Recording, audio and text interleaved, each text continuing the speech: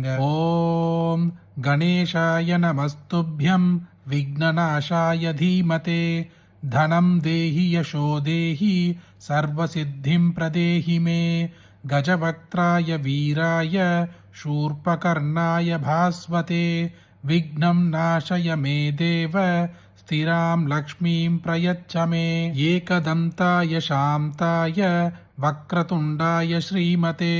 दन्तिने बालचन्द्राय धनं धान्यं च देहि मे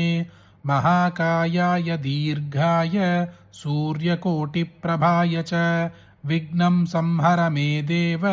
सर्वकार्येषु सर्वदा शक्तिसम्पन्नदेवाय भक्तवाञ्छितसिद्धये